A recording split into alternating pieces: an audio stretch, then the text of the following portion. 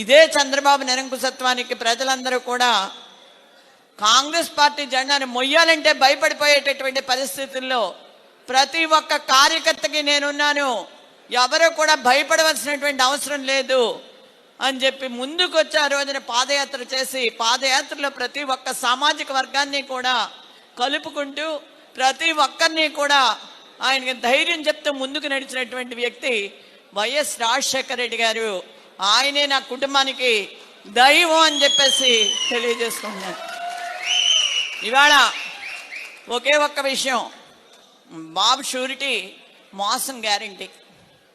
అసలు బాబు మోసం చేయడు అంటే మనం ఆశ్చర్యపోవాలి తప్ప బాబు మోసం చేస్తాడు అంటే ఆశ్చర్యపోయేటటువంటి పరిస్థితి మాత్రం లేదు.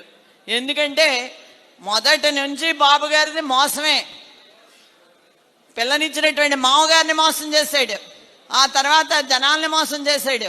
ఇంకా కంటిన్యూషన్ ఒక అలవాటు అయిపోయింది. రక్తం తాగటం మరిగినటువంటి పులికి ఏ రకంగా రక్తం కోసం వేటాడుతూ ఉంటుందో అలా జనాల్ని మోసం చేయాలనుకునేటటువంటి వ్యక్తి ప్రతి ఒక్కసారి మోసం చేసుకుంటానే వెళ్తూ ఉంటాడు తప్ప మోసం చేయకుండా ఉంటాడు అని చెప్పేసి మనం అనుకుంటే అది మన పొరపాటు అవుతుంది అనేటటువంటి